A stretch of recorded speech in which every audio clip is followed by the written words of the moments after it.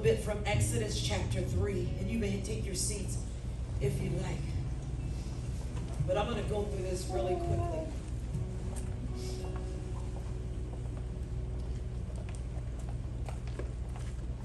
Exodus chapter 3 says, now Moses was pasturing the flock of his father-in-law Jethro, the priest of Midian, and he led the flock to the west side of the wilderness and came to Horeb. Thank you so much.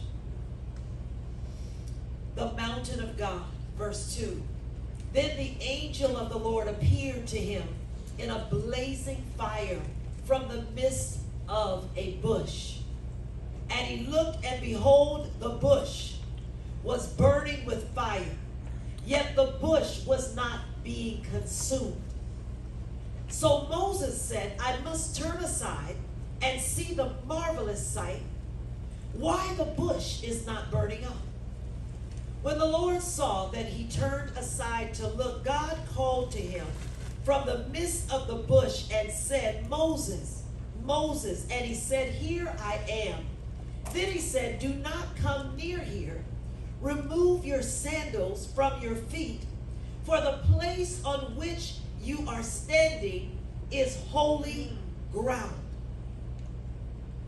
And he said, I am the God of your father, the God of Abraham, the God of Isaac, and the God of Jacob.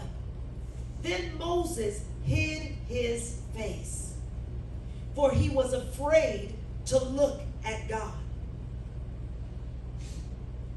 And the Lord said, I have certainly seen the oppression of my people who are in Egypt, and have heard their outcry because of their taskmasters, for I am aware of their sufferings. Did you know that God is aware of everything that you are going through? At every attack that is planned against you, of every false accusation that might be made against you, of every sickness that comes to afflict you, of every report that comes to you that doesn't align with his word, God is fully aware. So I have come down to rescue them from the power of the Egyptians. He's aware. But God has a way of waiting for a perfect timing to show up on the scene. God has a way of crafting the scene and the scenario that when he does it, the only thing you can say is, only God could do that. Amen. Yeah. You see, if God lets us out of the things that we're in quicker than we should be released, we would not contribute or attribute to God That's right. what rightfully belongs to him. Amen.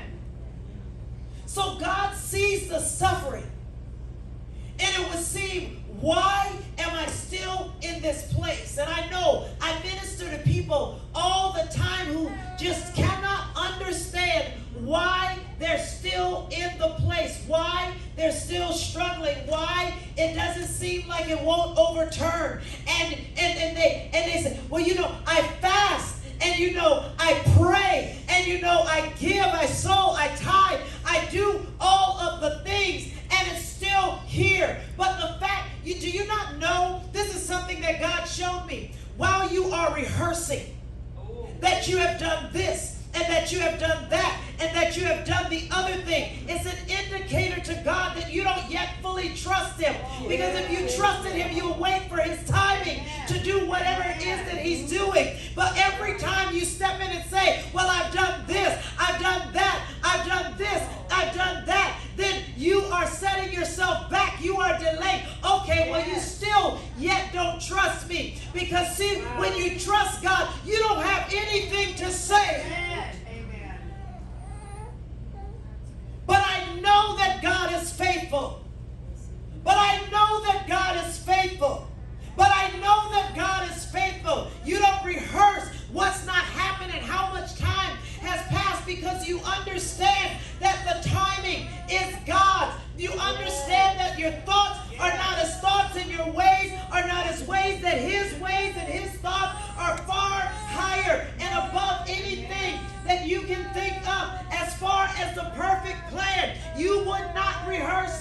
you would just wait and see what God has in store. He sees your suffering. Yeah. Right.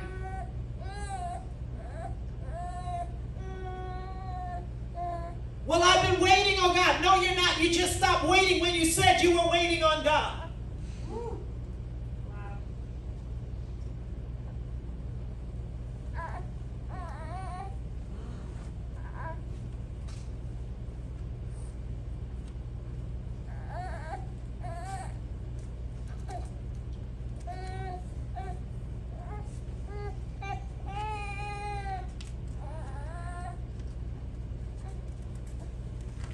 I have so many seeds in the ground. Okay, you just dug up the seed.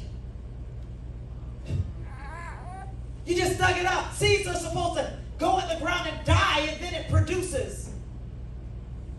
When God decides to, there's seed, time, and harvest. Nobody said how long. It just says seed, time, and harvest. Amen.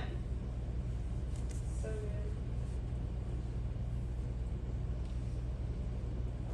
But he sees your suffering.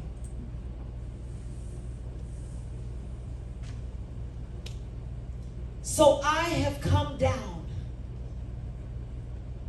to rescue them from the power of the Egyptians. At the appointed time, God will always come to our rescue. Amen. Yes. And bring them up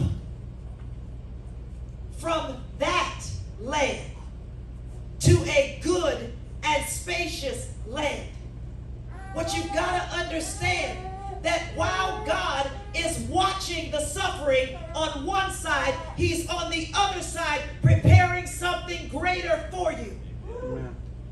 He's not dealing with this.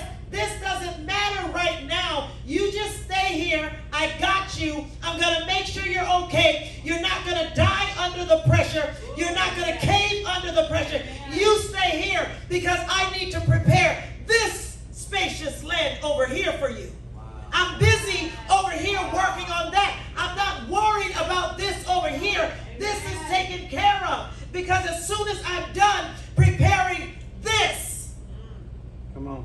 and not only am I just preparing the spacious land for you, I'm preparing your heart. Amen. I'm preparing your heart so that you know how to act in the spacious land that I have for you. Good. You know, sometimes we want prematurely Yeah. what God has for us. Yeah. Wow. Yeah. We want $1 million, but we mishandle $100. Yeah.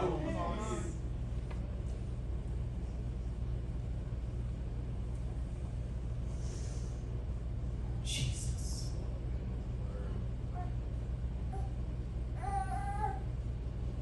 We want to be healed of a condition, but we want to eat whatever we want to eat when we want to eat it.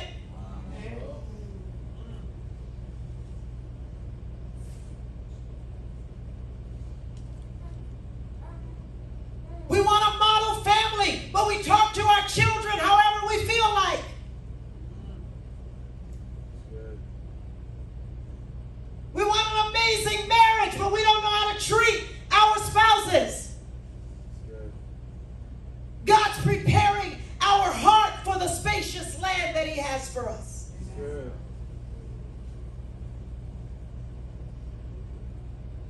To a land flowing with milk and honey. To the place of the Canaanite, Hittite, the Amorite, the Perizzite, the Hivite, and the Jebusite. And now behold, the cry of the sons of Israel has come to me. Furthermore, I have seen the oppression which the Egyptians are oppressing them.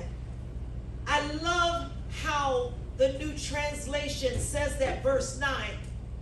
He said, look, the cry of the people of Israel has reached me. Has has your cry reached heaven? Jesus. Have you cried out to heaven in a way that you could reach God? Because the cry that reaches God comes from a sincere heart. Yeah. It comes from a broken and a contrite spirit. Yes. It comes from a place of humility. It comes from a place of total dependence on God. It comes from a place of God. If you don't do it, it can't be done. It comes from a place, God, I'll trust you.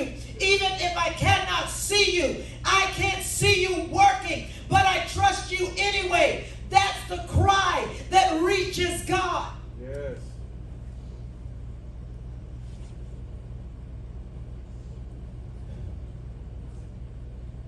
The cry of the people of Israel has reached me.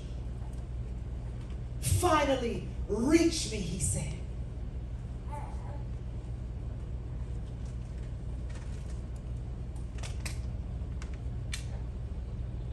If you drop down to verse 19. So he gave Moses these instructions, that he was going to lead the people of Israel out of Egypt.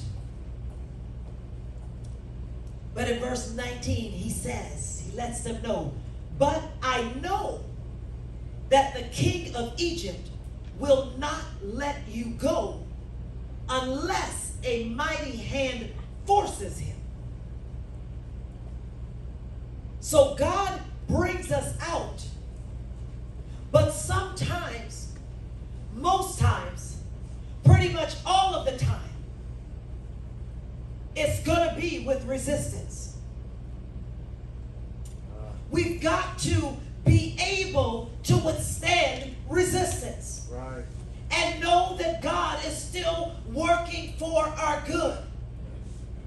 But what some do is cry, I don't know why God is mad at me. I don't know why God is punishing me. God's not punishing you. God's preparing you. Wow. He's preparing us for the spacious land. Will not let you go unless a mighty hand forces it. So that we're still going to have to go through some things.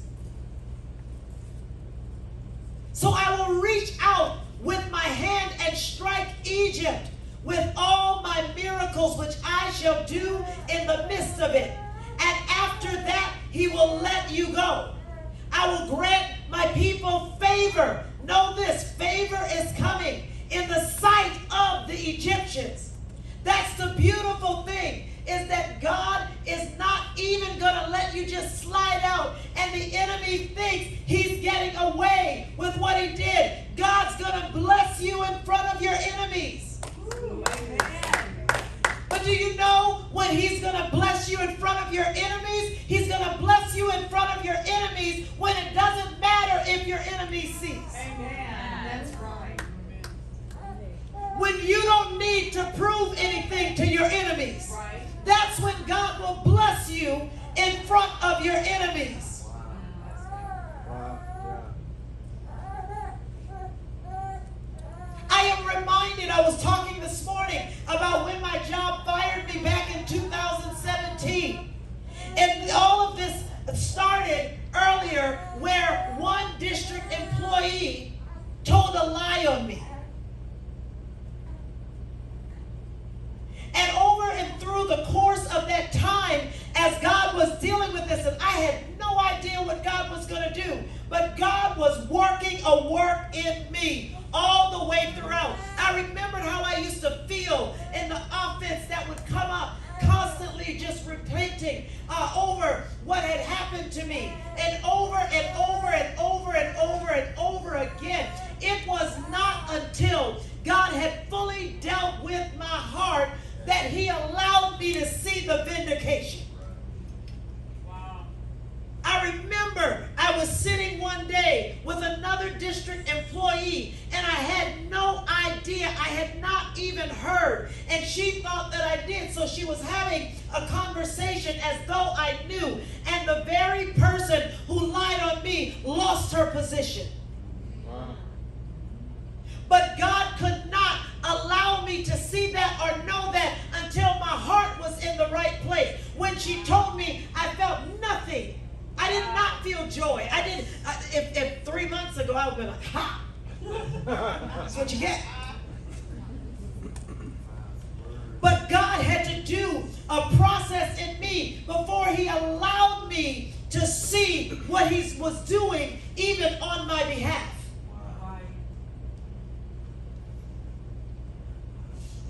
Jesus. It shall be that when you go, I will grant this people favor in the sight of the Egyptians. And it shall be that when you go, you will not go empty-handed.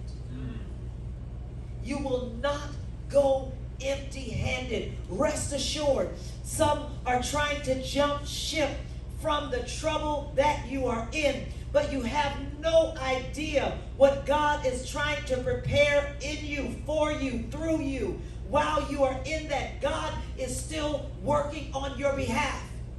You will not leave empty-handed. Don't try to escape the trouble prematurely. God has something in store for you. But every woman shall ask her neighbor and the woman who lives in her house for articles of silver and articles of gold and clothing, and you will put them on your sons and daughters. This is the part where God ministered to me. He says, so you will plunder your Egyptians. So you will plunder your Egyptians. You're not just going to run away from your Egyptians. You will plunder them. In Exodus chapter 12, I'll wrap up with this. Verse 33 says the Egyptians, it was so bad. And we talked a little bit about this morning. When the enemy comes at you and you're in all of that, no worries. God's going to make the enemy put your stuff back in order. God's going to use your enemies to bless you. I talked about this morning how the very person who, with people on my job who were talking about me and trying to hang me, were suddenly trying to figure out how to buy my books. Trying to figure out how I do what I do. God's going to use your enemies for you, to work for you. The Egyptians urged the people to send them out of the land in a hurry. One translation says the Egyptians frantically urged the people of Israel to hurry and leave their land. You don't have to worry about getting out of it. The enemy is going to be so done with how God is doing him that he's going to want to get up off of you. You're trying to escape prematurely, but the enemy is going to usher you out of trouble. He's going to usher you out of oppression and out of affliction. He's going to usher you into your spacious land. Go, go, go, the enemy will say to you.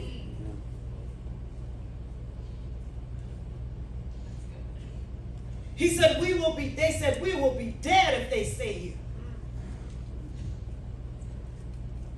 Imagine that the enemy is troubled in your troubles. Yes. The enemy is suddenly tormented by the torment that he brought upon you. Yeah. That the enemy is suddenly overtaken by the thing he used to overtake you. Amen. He finds himself on the losing side of trying to beat you.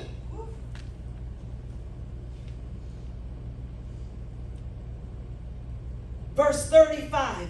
Now the sons of Israel had done according to the word of Moses, where he told them to gather everything, get everything that they could, for they had requested from the Egyptians articles of silver and articles of gold and clothing. Come on, their enemies kind of sort of became their allies. They didn't even know. You ever had somebody that don't like you, but they like you and they don't know why they like you? Yes. They can't stand you, but they don't know why they're being nice to you. Right. That's what God is setting up. So they took their dough before it was leavened, and their kneading bowls, and bound up the clothes on their shoulders. Now the sons of Israel had done according to Moses' word. They had requested from the Egyptians articles of silver, all the stuff, as I read before. And the Lord had given the people favor in the sight of the Egyptians. He's going to give you favor in the sight of the very ones that are coming against you. Understand that even in the worst of the worst, God is yet for you. Why? Because he says, you are mine. Amen.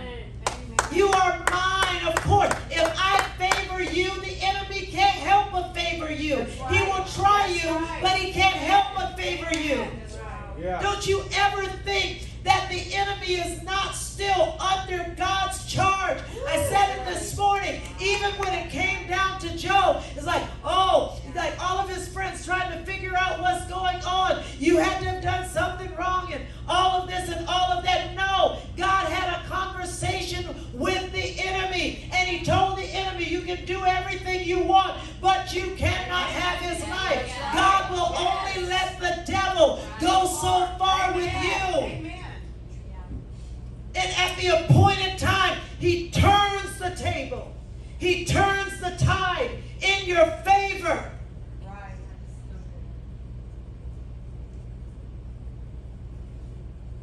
He gave them favor in the sight of the Egyptians so that they let them have their requests. So everything they asked for, they got it. And it ends by saying, therefore, they plundered the Egyptians. They plundered the Egyptians. They plundered the Egyptians. Even right where you are, whatever you're in the midst of now, know that you will plunder your Egyptians. What are your Egyptians? Who are your Egyptians? You've got to be clear when you are in the midst of tough time, troubled times. It's Egyptians. But you will plunder your Egyptians. Would you stand to your feet with me? Would you come back, Tim, and just play a little bit? Because I want us. I feel like we will pray with you some, but I really feel like it's a personal thing tonight. From the time I got here, I feel like it's personal what we have to go after.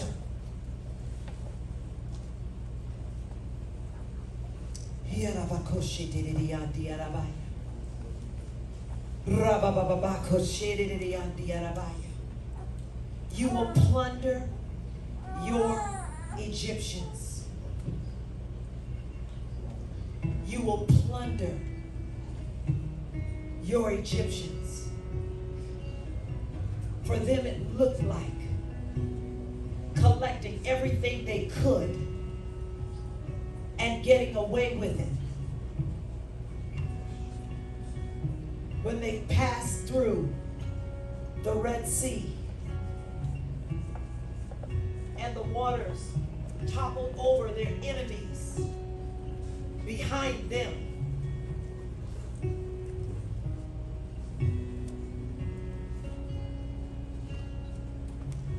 they were better off. God made good on his promises. Imagine 400 years of captivity. Imagine that. 400 years of captivity. Now imagine whatever captivity or whatever struggle or whatever turmoil or torment or whatever it is that the enemy is plaguing you with tonight. Imagine that.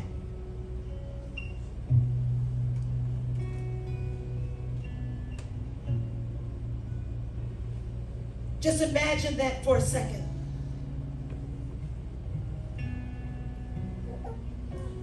Just imagine it for a second.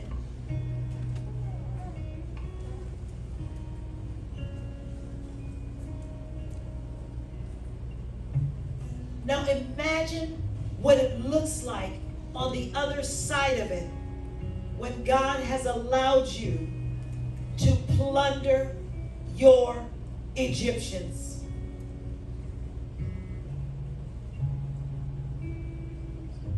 You know, most battles begin in the mind. Do you know that you can begin to plunder your Egyptians in your mind and plunder your Egyptians in your heart? Because even when, when the enemy can't get you, he comes after your heart. He begins to attack your family members, the ones that you love. And so he comes after your heart. But you can begin to plunder your Egyptians in your heart even.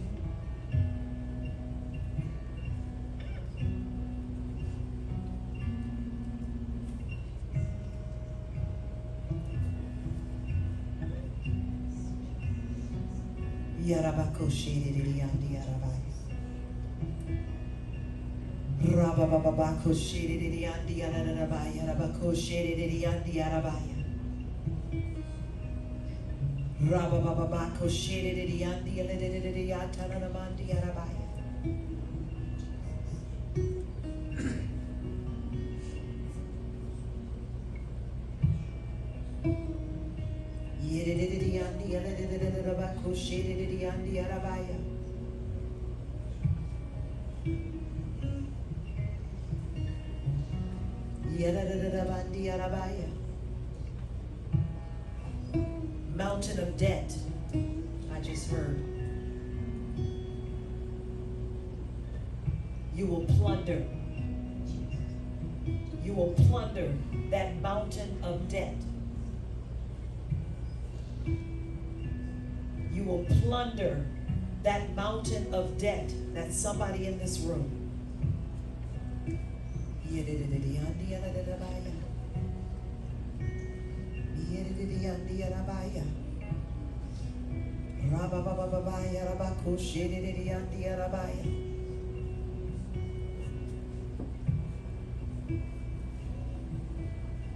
You would sometimes think, what's the use?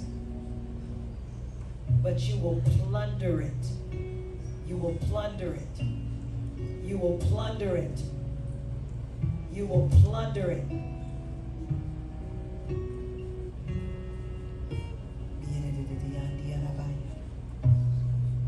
I want to invite anyone who wants to come to the altar. You've identified your Egyptians. You've identified your Egyptians, but you have decided that you're going to allow God to do the preparation.